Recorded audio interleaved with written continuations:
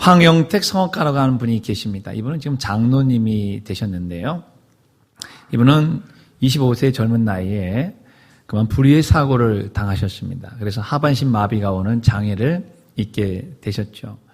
그때는 너무 좌절하고 또 기가 막히고 황망하여서 그냥 술로 그렇게 삶을 살아가려고 그렇게 했었을 때에 독실한 신앙인이었던 그의 아내가 옆에서 기도해주고 또 보호해주고 케어해주고 또 하나님의 말씀을 계속해서 주므로 말미암아 그러한 절망의 늪에서 벗어날 수가 있게 되었습니다. 그래서 무절제한 삶을 청산하고 재활을 한 다음에 장애인 테니스 선수가 되었습니다. 그것도 나중에는 국가대표 선수가 되어서 국제대회에 나가서 또 입상도 하게 되는 그러한 놀라운 삶을 살게 되었죠. 여기까지만 해도 참 놀라운 인생인데 하나님은 그를 위해서 제3의 인생을 계획해 놓으셨습니다. 그것은 바로 성악가로 살아가는 인생이 된 것입니다. 그래서 37살에 성악가의 꿈을 안고 이제 대학에 들어가서 정말 성악을 전공하고 이제 하나님을 찬양하는 그러한 성악가가 되고 또 장로도 되셨다 하는 것입니다. 이처럼 이 황영택 성악가는 어느 날 갑자기 자기의 인생에 다가온 이 절망의 강해에서 절망하지 않고 오히려 주님의 뜻을 좇아 절망을 절망시키는 희망의 아이콘으로 새로운 삶을 살고 있는 것이죠. 우리는 누구나 우리 인생에서 갑자기 찾아오는 절망이라는 불청객을 맞이할 때가 있을 것입니다. 없으면 좋을 텐데 때로는 내가 원하지 않아도 올 때가 있다는 것이죠. 불치병이 될 수도 있고요. 끔찍한 교통사고가 우리의 절망을 일으킬 수도 있습니다. 중요한 시험에서 낙방을 해서 정말 내가 이 다음 해를 기약할 수 없는 그런 상황에 처해진 사람도 있습니다. 애써 모았던 돈과 커리어가 일순간에 무너지는 부도를 맞이하는 그런 절망을 맞이할 때도 있습니다. 또 사랑하는 사람을 잃어버리고 헤어지고 시련의 아픔의 절망을 느끼는 분도 있을 것입니다. 다 우리가 원하지 않는, 뜻하지 아니하는 절망이 되는 것입니다. 그럴 때 흔히 우리는 이런 질문을 던집니다. 왜 하필 나에게만? 왜 하필 나에게만 이런 일이 일어나는 거야? 다른 사람도 있는데 왜 멀쩡한 나에게 이렇게 하나님이 계시며 왜 나에게 이렇게 하는 것일까? 이렇게 또 한 번의 원망을 하게 되는 것이죠. 하지만 여기 절망이 엄습할 때 믿음과 희망의 언어로 절망을 절망시켜버린 사람이 나옵니다. 그는 절망 앞에 절망하지 않고 오히려 절망을 짓밟아 버리면서 승리한 사람, 오늘 성경 본문의 주인공 히스기야가 바로 그런 사람인 것입니다. 그래서 저는 오늘 이 히스기야를 통하여서 절망을 절망시키는 법, 그래서 제가 하나를 만들었습니다. 절절법이라고. 절절법은 무엇인가 여러분과 같이 나누고자 하는 것입니다. 한번 읽겠습니다. 절망을 절망시키는 법, 절절법 이것입니다. 오늘 설교의 제목은 그래서 절절법이 되는 것입니다. 오늘 여러분께서 주보를 보시고 절절법이 이게 도대체 뭘까? 절하는 걸까? 또 절하고 절하는 걸까? 여러 가지 생각할 수 있겠지만 절망을 절망시키는 법은 과연 무엇일까? 첫 번째 같이 한번 읽도록 하겠습니다. 절망을 절망시키는 법, 첫 번째는 기도하는 것입니다. 맞습니다. 절망을 절망시키는 사람은 기도하는 사람이라고 볼 수가 있는 것입니다. 히스기야는 남왕국 유다의 20번째 왕 중에 13번째 왕이었습니다. 남왕국 유다는 북왕국 이스라엘보다는 그리고 착하고 선한 왕들이 좀 몇 명 됐습니다. 20명 왕 중에 8명의 왕이 하나님 보시기에 착하고 선한 왕이었습니다. 그 중에서 히스기야와 같은 사람은 참 드물 정도로 신실하게 하나님을 잘 섬겼던 사람이기도 합니다. 그런데 문제는요, 그의 아버지와는 전혀 다른 길을 히스기야가 갔다는 것입니다. 그래서 열왕기하 18장 3절 4절을 우리 한번 같이 한번 읽습니다. 히스기야가 그의 조상 다윗의 모든 행위와 같이 여호와께서 보시기에 정직하게 행하여 그가 여러 순당들을 제거하며 주상을 깨뜨리며 아세라 목상을 찍으며 모세가 만들었던 놋뱀을 이스라엘 자손이 이때까지 향하여 분향함으로 그것을 부수고 누수산이 일컬었더라. 네, 그의 아버지는 히스기야와 달리 우상 숭배, 수많은 이스라엘 백성들을 하나님으로부터 더 멀리 떨어지게 만들었던 장본인이었던 것입니다. 히스기야는 그의 아버지의 악한 성품과 우상 숭배하는 신앙을 담지 않았습니다. 오히려 자신의 아버지의 약점, 단점, 그리고 악함과 실수를 정확히 파악을 했습니다. 그리고 그 반대의 삶을 살아가기로 결단을 하고 그렇게 하나님을 섬기게 된 것입니다. 진리의 길, 생명의 길, 축복의 길, 형통의 길을 그는 선택하고 나아가게 된 것이었던 것이죠. 우리는 흔히 나는 부모님을 잘못 만나서 지금 이 모양 이 꼴로 나는 살아가고 있어 라고 생각하는 그런 분들이 많이 있습니다. 그러나 그것은 절대 아닌 것입니다. 부모를 잘못 만난 것도 아닙니다. 조상을 잘못 만난 것도 더더욱 아닌 것입니다. 환경 때문도 아닌 것입니다. 물론 부모님의 영향을 안 받을 수는 없을 것입니다. 좋은 부모, 선한 부모, 믿음이 착한, 믿음이 강한 부모를 만났으면 더 좋았을 텐데 그렇지 못하여서 내가 이처럼 이러한 삶을 살아가고 있다고 생각하는 거 어쩌면 당연할 것입니다. 하지만 사랑하는 성도 여러분, 우리가 부모의 잘못된 인생관, 가치관, 잘못된 세계관을 우리 스스로가 그것을 정확하게 판단하고 성경적인 세계관과 입각해서 하나님을 잘 믿고 따라가고 섬긴다면 우리의 부모와는 다르게 우리의 조상들과는 다른 놀라운 축복의 역사가 펼쳐지게 될 것을 우리는 믿는 것입니다. 자신의 인생에 대한 책임은 철저히 자신에게 있다는 사실을 잊어서는 안 되는 것입니다. 누구를 원망하고 불평해봤자 그것은 소용이 없는 것입니다. 히스기야를 보십시오. 그는 자신의 아버지의 잘못, 단점과 약점, 죄악을 그대로 답습할 수도 있었을 텐데 그것을 버렸습니다. 정확하게 알고 그것을 버렸다는 것이에요. 그리고 오히려 신실한 믿음과 정직과 성실함을 가지고 하나님을 잘 믿는 그런 왕이 되었던 것입니다. 그에 대한 성경의 말씀을 한번 들어보십시오. 열왕기하 18장 5절에 7절 보면 히스기야가 이스라엘 하나님 여호와를 의지하였는데 그의 전후 유다 여러 왕 중에 그러한 자가 없었다.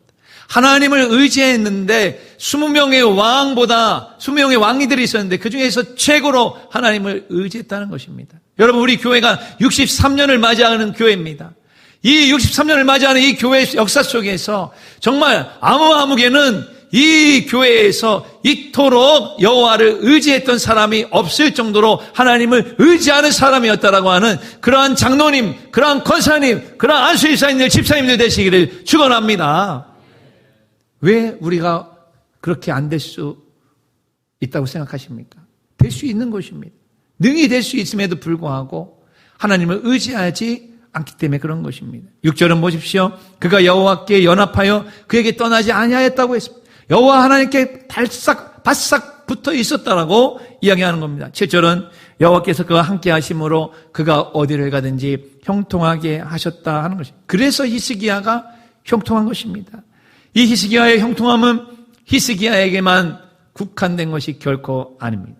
히스기야와 같은 믿음, 히스기야와 같은 신앙, 히스기야와 같은 정직과 성실함을 갖고 있는 그리스도인이라면 동일한 은혜와 동일한 축복과 형통이 오늘 나에게 임하게 될 줄로 믿습니다. 크게 한번 아멘 하시기 바랍니다. 여러분, 목회자는 여기서 열심히 열변을 통해서 여러분 설교할 때 여러분 그냥 아멘 하면 그 마음과 그 생각이 그대로 여러분에게도 임하게 되는 것입니다.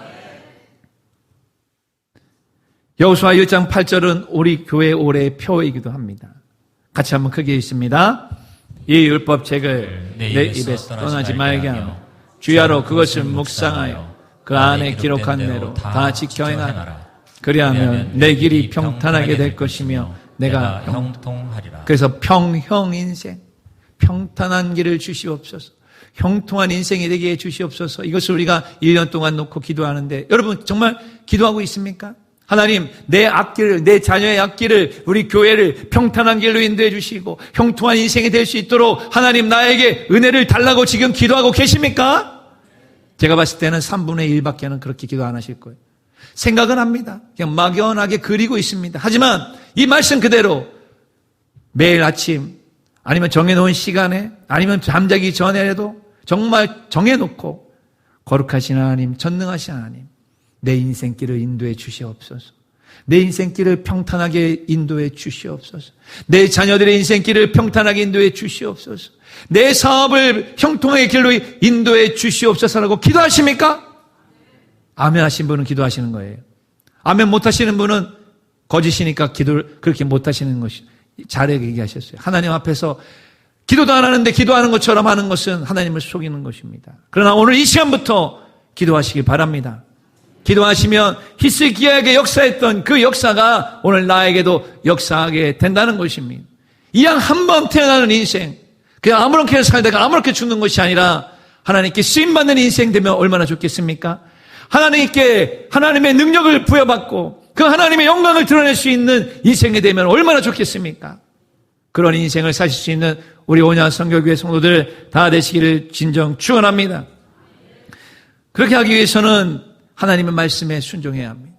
히스기야와 같이 하나님 앞에 정직하고 성실하고 하나님 앞에 바짝 붙잡혀 있고 우상 숭배를 철저하게 타파하고 그리고 자기의 생각, 자기의 마음, 자기의 경험, 자기의 의지를 다 내려놓고 하나님만 바라볼 수 있는 우리가 되시기를 간절히 원하는 것입니다.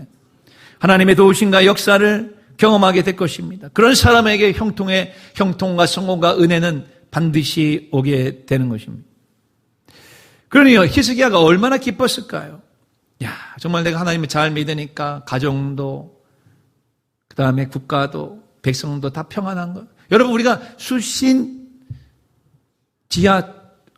수신제가 지국 평천하라고 하는 말이 있습니다. 자기의 몸과 자기의 가정을 잘 다스리는 사람은 나중에는 이웃도 교회도 직장도 나라도 잘 다스릴 수 있게 되어져 있다는 거 아니겠습니까? 가장 기본이 그거 아니겠어요? 가장 기본이. 그래서 이 히스기야가 자기 개인뿐만 아니라 자기의 가정을 또한 잘 믿음 안에서 다스리니까 하나님께서 그의 나라를 부강하게 해주었고 백성들은 정말 잘 먹고 잘 사는 그런 나라가 될 수 있도록 축복하여 주셨습니다. 이런 놀라운 은혜와 번영과 축복을 받은 히스기야에게 청천벽력과 같은 말이 떨어진 것입니다. 오늘 본문 20장 1절입니다. 같이 읽습니다. 그때에 히스기야가 병들어 죽게 되매 아모스의 아들 선지자 이사야가 그에게 나와서 그에게 이르되 여호와의 말씀이 너는 집을 정리하라. 내가 죽고 살지 못하리라 하셨나이다. 히스기야가 병들어 죽게 되었습니다.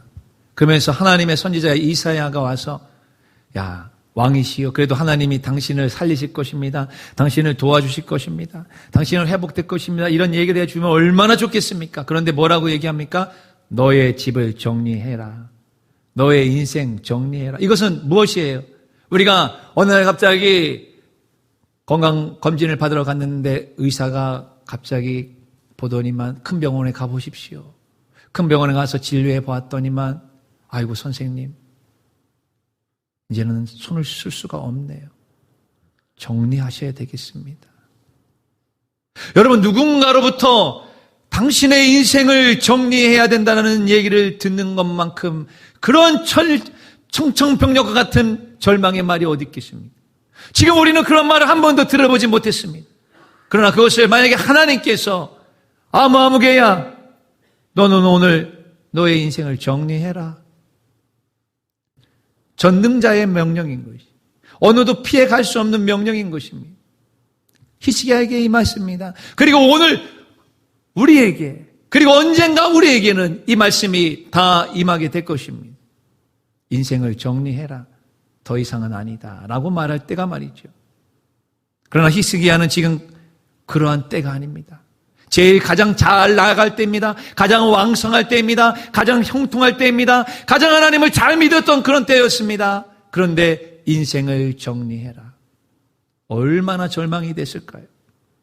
우리는 흔히 하나님께 순종하지 아니하고 하나님을 대적하고 하나님의 말씀에서 벗어나서 방탕아처럼 살아가는 사람에게 하나님이 징계의 채찍으로 정신 차리라고 때로는 질병도, 때로는 고통도, 고난도, 때로는 절망도 허락하신다고 그렇게 알고 있습니다.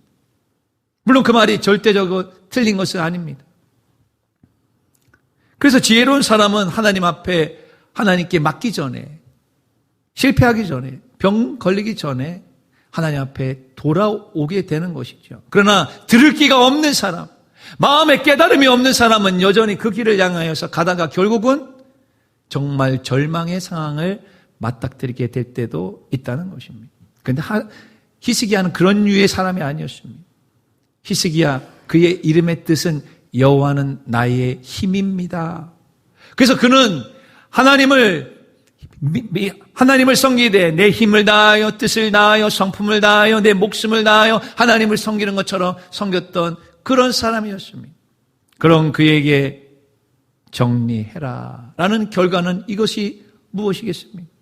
예기치 않았던 질병과 뒤이은 사형 선고는 그야말로 그에게 큰 절망을 가져다 주었던 것입니다. 절망이라는 뜻이 무엇인가 사전에서 찾아봤더니만은 절망이란 바라볼 것이 없게 되어 모든 희망을 끊어버렸다는 것. 희망의 사다리에, 그 모든 사다리에 그 계단이 다 없어진 것. 이것이 바로 절망인 것입니다. 바라볼 수 없는 그때에, 희망할 수 없는 그때에 히스기야가 했던 것은 무엇이었을까요? 기도했다는 것입니다. 20장 20절 보십시오. 히스기야가 낯을 벽을 향하여 여호와께 기도했다라고 말하고 있는 것입니다. 우리가 기도하는 하나님은 어떤 분이실까요? 우리는 왜 하나님 앞에 기도해야만 될까요? 그 누구도 나를 도와줄 수 없는 절체절명의 상황에 맞닥뜨리게 된다면 왜 우리는 그 하나님을 더욱더 나와 부르짖어 기도해야 될까요? 잠언 20장 12절 보면 듣는 귀와 보는 눈은 다 여호와께서 지으셨다 말씀하셨습니다. 시편 94편 9절을 보게 되면 길을 지으신 이가 듣지 아니하시랴, 눈을 만드신 자가 보지 아니하시랴. 하나님께서 우리의 사정, 우리의 마음의 고통, 괴로움, 우리의 상황 모든 것을 실현하고 보고 계시고 듣고 계시는 줄로 믿습니다.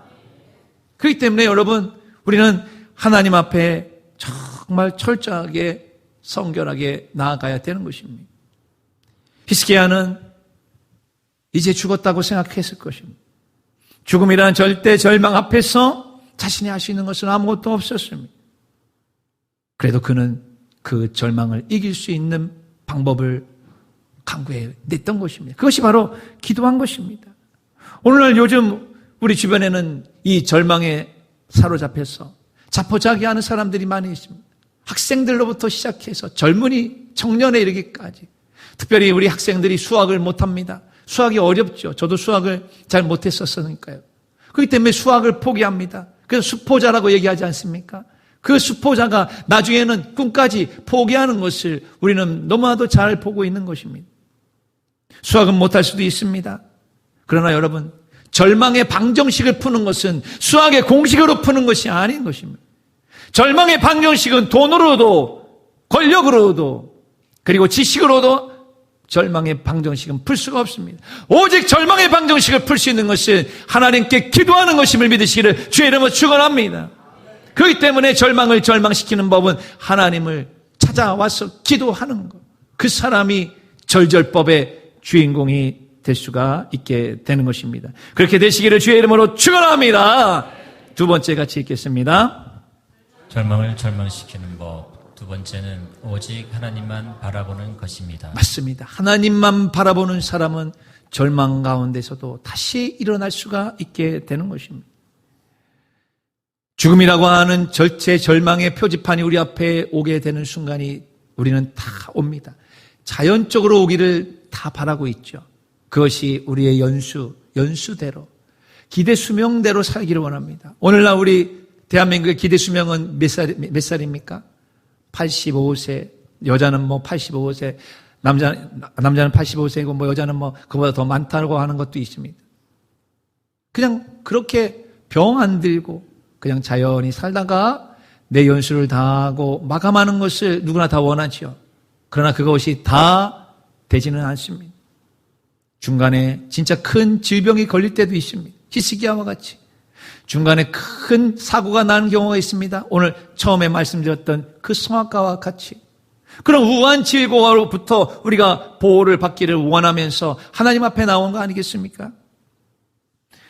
자신이 정말 절망이라고 하는 표지판이 내 안에 딱 들어온다면 내가 좋아했던 것, 내가 좋아했던 사람, 사랑했던 사람과 관계의 단절입니다. 그리고 내가 추구하는 목적, 목표를 향해서 더 이상 갈 수 없습니다.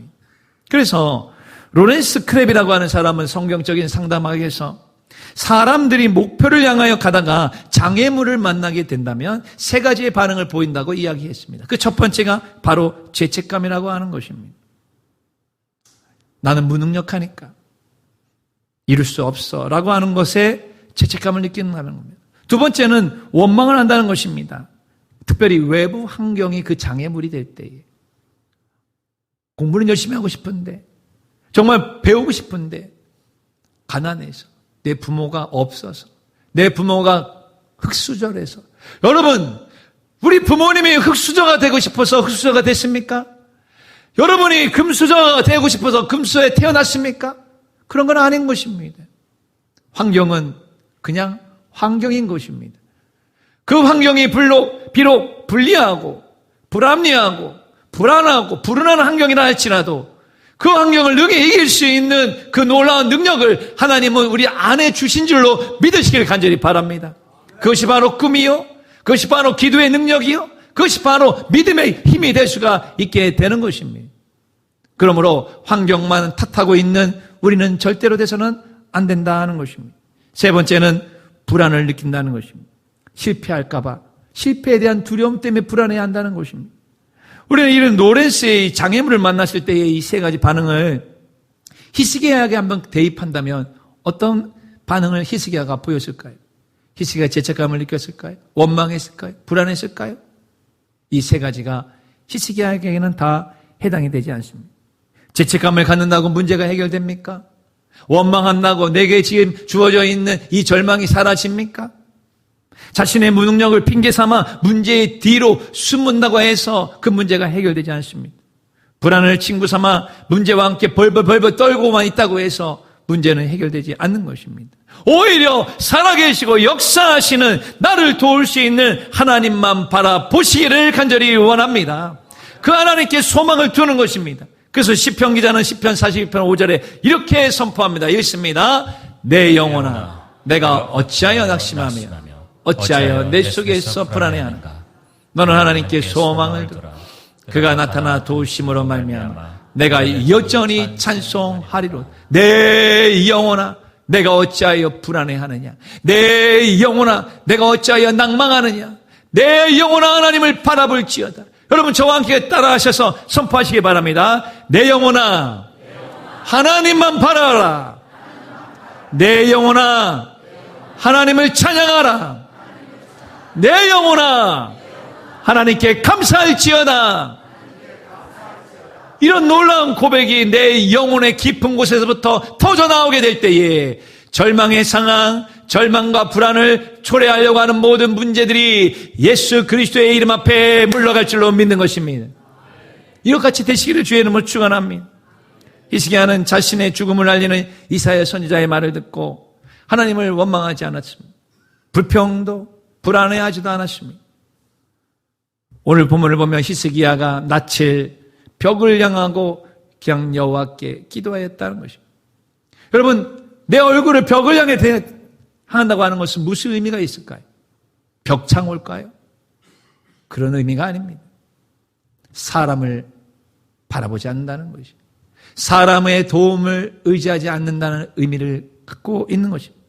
자신의 얼굴을 벽을 향해 돌렸다라고 하는 것은 이제는 이 문제는 오직 하나님만 해결할 수 있는 문제라고 여겼던 것입니다. 우리가 인생을 살아가면서 히스기야와 같이 죽음이라고 하는 이 절망의 문제만 그런 것이 아닐 것입니다.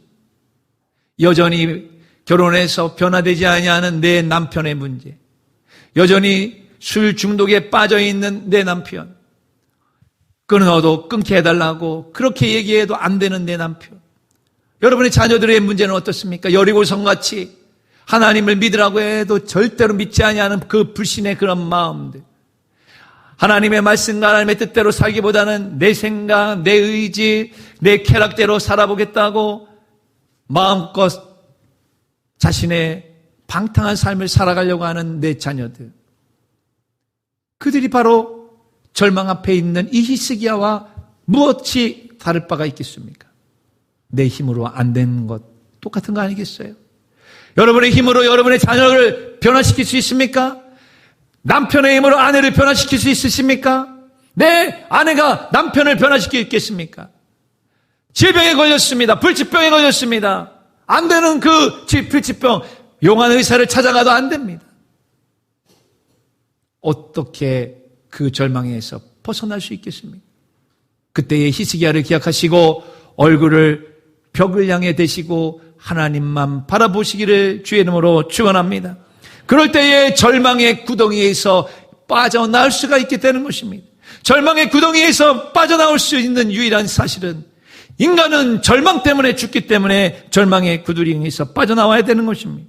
절망에 빠진 사람을 죽음으로 몰고 가는 것입니다.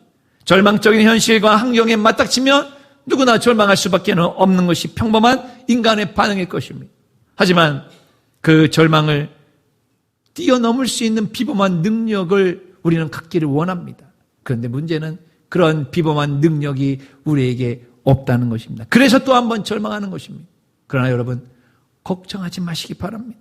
우리에게 필요한 것은 그러한 절망을 뛰어넘는 비범한 능력을 반드시 가져야 되는 것이 아니라 그런 능력을 가지신 하나님을 반드시 믿고 의지하고 찾으면 된다는 것입니다. 이것이 바로 믿음의 힘인 줄로 믿습니다. 그래서 히브리서 11장에서 1절 히브리서 기자는 믿음은 바라는 것들의 실상이요 보지 못하는 것들의 증거라고 이야기하시는 것입니다. 믿음은 바라는 것들의 실상이요.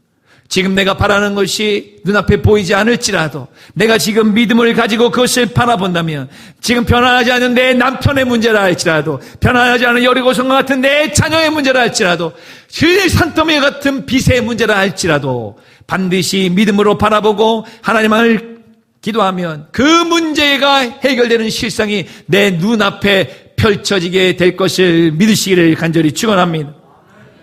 그래서 우리의 믿음의 조상인 아브라함이 로마서 4장 18절 보면 아브라함이 바랄 수 없는 중에 바라고 믿어서 하나님의 약속의 축복을 받았다라고 우리에게 말씀하고 있는 거 아니겠습니까? 그러므로 히브리서 12장 2절의 말씀을 여러분 같이 한번 읽습니다. 믿음의 주여 또 온전케 하시는 이 예수를 바라보라. 그는 그 앞에 있는 기쁨을 위하여 십자가를 참으사 부끄러움을 개의치 아니하시더니 하나님 우편 보좌에 앉으셨느냐고 말씀하셨어요. 믿음의 주여. 목사님, 나는 믿음이 너무나도 약합니다. 믿음을 줄 수 있는 주님이 예수 그리스도인 것이에요. 그러니까 그 예수 그리스도를 잘 바라보고 예수님께 붙어 있어야만 믿음이 생기는 것입니다. 그리고 그 믿음이 생길 때 그 믿음대로 바라볼 때에 우리의 실생활에 그 믿음대로 역사가 일어나게 되는 것입니다. 이 말씀이 깨달아지시기를 주의 이름으로 축원합니다. 미국의 17대 대통령은 앤드류 존슨이라는 사람이었습니다. 그는 가난하고 정규학교도 나오지 못한 정말 보잘것없는 배경의 사람이었는데 그가 정말 대통령이 되어서 미국에 정말 어마어마한 부를 가져다 주는 그러한 대통령이 되었습니다. 그 어마어마한 부는 바로 알래스카를 말하고 있는 것입니다. 알래스카는 원래 구소련 땅이었습니다. 그러나 앤드류 존슨이 의회와 상의하지 않고 당시 720만 달러, 하나 100억 원, 아주 싼 값으로 구입을 하게 되었습니다. 그때 당시에 많은 사람들은 공격했습니다. 쓸모없는 땅, 아이스박스 같은 그 땅을 그 돈에 사가지고 했던 저 앤드류 존슨, 저 멍청한 대통령이라고. 그런데 정말 그럴까 공동조사단을 구성해서 알래스카를 급파했습니다. 탐지를 해보니까 거기에는 어마어마한 천연자원이 있었습니다.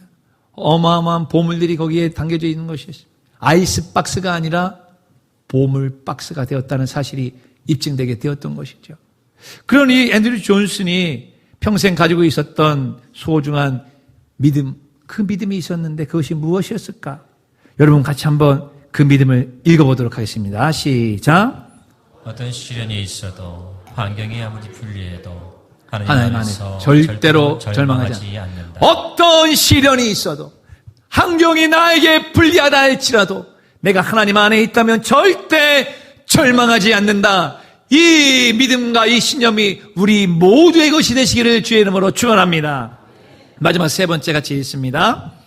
절망을 절망시키는 법. 세 번째는 현재의 삶에 성실히 임하는 것입니다. 오늘의 삶, 현재의 성실히 충실하는 것. 내게 주어진 일, 그 일이 작은 일이든 큰 일이든 그 일이 보잘것없는 일이든 위대한 일이든 상관이 없이 오늘 내게 주어진 현재의 삶에 충실하게 임하는 것입니다. 우리는 문제가 생기면 그 문제에 따라서 하나님 앞에 나오는 그런 성도들이 많이 있습니다. 평상시에는 나오지 않습니다. 평상시에는 새벽기도도 안 나옵니다. 수요예배도 안 나옵니다. 그러나 문제가 생기면 새벽기도를 나옵니다. 그렇기 때문에 새벽기도 안 나오던 성도가 갑자기 나오면 목사의 마음은 철렁합니다.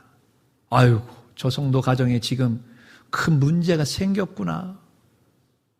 그래서 나와서 기도 열심히 합니다. 문제가 해결됩니다. 그러면 안 나옵니다. 다시 그게 일반적인 대부분의 성도들의 일반적인 삶이라고 볼 수가 있을 것입니다. 그럼 평상시에는 어떻게 살까요? 평상시에는 그냥 내 마음대로 살아가는 형국이 많이 있다는 것입니다.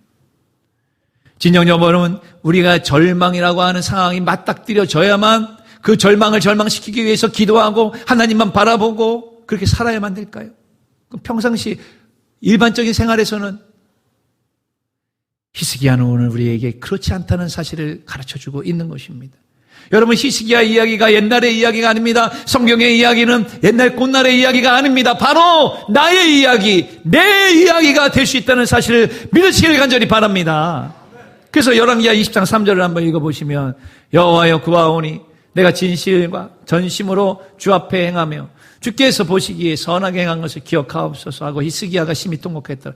이렇게 보면 약간 좀 뉘앙스가 평상시에도 어떻게 살았는가라고 하는 게 확 와닿지 않아요. 그렇기 때문에 때로는 다른 번역 성경들을 여러분 볼 필요가 있는 것입니다. 새 번역 성경을 같이 한번 읽습니다. 시작. 주님, 주님께 빕니다. 제가 주님 앞에서 진실하게 살아온 것과 온전한 마음으로 순종한 것과 주님께서 보시기에 선한 일을 한 것을 기억해 주십시오. 이렇게 기도하고 나서 히스기야는 한참 동안 울었습니다. 여기 보십시오.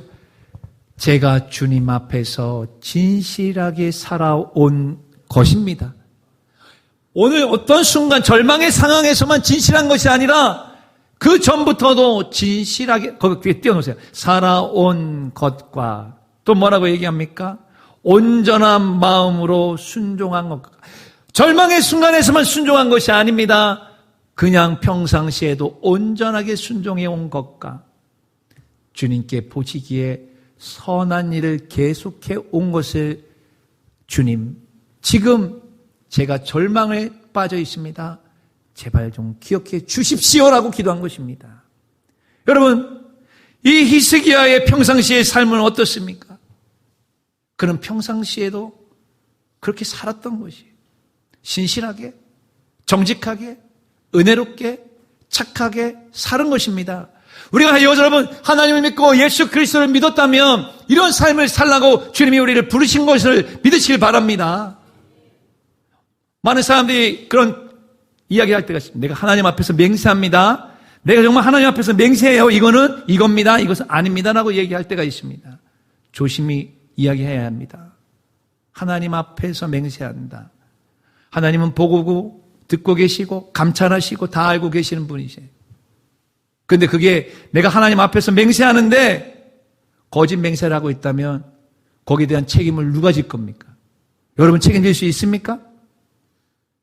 책임질 수 없어요. 그 말은 어마어마하게 무시무시한 말입니다. 하나님 앞에서 맹세한 이 말을 여러분 절대적으로 조심해야 한다는 사실을 깨달으시길 간절히 바랍니다. 평상시에 그렇게 해야 된다는 사실입니다. 그러나 우리들 중에는 히스기야와 반대로 살고 있는 성도들이 많이 있다는 것입니다. 그들은 평상시에는 자기 마음대로 삽니다. 세상과 짝하고 삽니다. 주일 예배에 빠지는 것은 다반사입니다. 예배 때 졸고 하품하고 주의 산만하고 예배에 불경건하게 드리는 것도 아주 단골입니다. 사람보다 돈을 더 중시 여깁니다. 사람을 무시합니다. 돈을 좀 벌면 사람이 자기 눈 안으로 깔을 깔게 봅니다. 돈과 쾌락과 명예 앞에서 신학적인 양심을 다 던져버립니다. 경건의 모양은 있지만 경건의 능력을 상실한 채 세상 속에서 표류하고 살아가고 있는 것이. 그러다가 절망의 순간이 되면 그때서야 나와서 기도하는 것입니다. 그 전에는 그렇게 살지 않았어요. 그나마도 다행이죠. 나오니까. 그래가지고 하나님 앞에 그런 절망의 상황에서 기도하는데 하나님이 들어주시면은 정말 감격하고 감사하다고 하고 그 기도를 들어주지 아니하시면 하나님은 없는가 봐 또 원망합니다. 처음부터 죽음이라고 하는 절망의 순간이 올 때까지 히스기야는 신실하게 성실하게 하나님을 섬겼습니다. 온전히 순종했습니다. 선한 일에 매진했습니다. 우리도 이러한 성도들이 되시기를 간절히 바랍니다. 그랬을 때에 하나님 나를 좀 기억해 주십시오.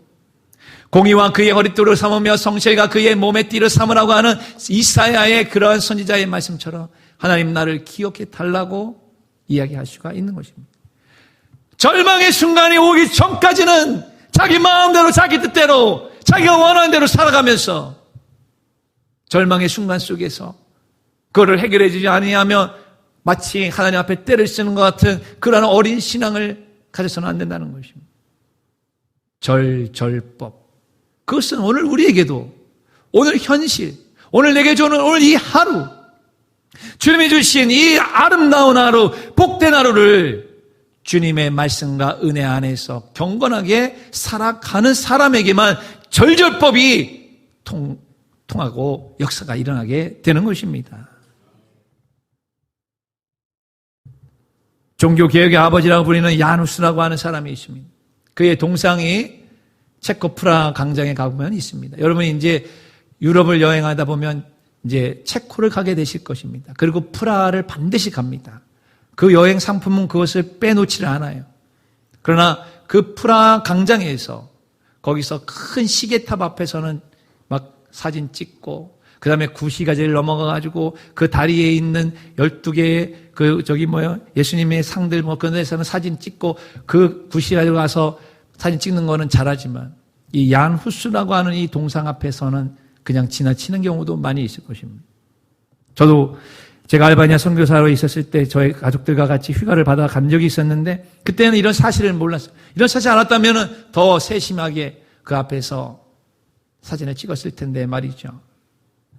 성경에 입각한 신앙의 양심을 지키면서 로마 교황에게 사형을 받아도 순교했었던 이 야누스의 동상, 그 동상 아래에 네 마디의 말이 있다는 것입니다. 이 말이 히스기야의 평상시의 삶이었을 뿐만 아니라 저와 여러분의 평상시의 삶이 되기를 간절히 바라는 마음에서 이 말을 한번 같이 읽어보겠습니다. 성실을 배웠다. 성실히 살았다. 성실을 사랑했다. 성실을 지켰다라는 것입니다. 그런 사람이었기에 종교 개혁의 아버지가 될 수가 있었고 부패한 기독교를 주님의 살아있는 기독교로 만들 수 있는 살아있는 교회로 만들 수 있는 사람이 되었던 것입니다. 예수 그리스도를 믿기 위해서 내 인생을 이 세상과 단절해야 된다고 하는 그런 절체절명의 상황이 다가온다고 할 때에 바로 이 말씀 성실히 배우고 살고 사랑하고 지켰다라고 하는 이 말씀도 함께 기억해 주시기를 간절히 축원합니다. 빌립보서 4장 8절을 읽고 설교를 마치려고 합니다. 끝으로 형제들아 무엇에든지 참되며 무엇에든지 경건하며 무엇에든지 옳으며 무엇에든지 정결하며 무엇에든지 사랑받을 만하며 무엇에든지 칭찬받을 만하며 무슨 덕이 있든지 무슨 기름이 있든지 이것들을 생각하라. 절망이라고 하는 것이 우리 앞에 오지 않기를 바라지만 언젠가는 한 번은 분명히 오게 되어져 있습니다. 자연적으로 오든 아니면 인위적으로 어떠한 사고에 어떠한 질병으로 아니면 내가 잘못해서 인위적으로 오든 어느 순간에는 반드시 오게 되어져 있는 것입니다. 그럴 때에 절망의 강 앞에서 하소연하고 울고 불고 하는 인생이 되지 아니하고 절망을 절망시키는 사람이 되기 위해서는 절절법을 꼭 기억하시길 바랍니다. 절망을 절망시키는 절절법 첫 번째는 기도하시기를 주의 이름으로 축원합니다. 두 번째는 하나님만 바라보시기를 축원합니다. 세 번째는 현재의 삶, 오늘의 삶에 성실히 임하게 될 때에 절망을 절망시키는 사람 될 줄로 믿으시기를 주의 이름으로 축원합니다.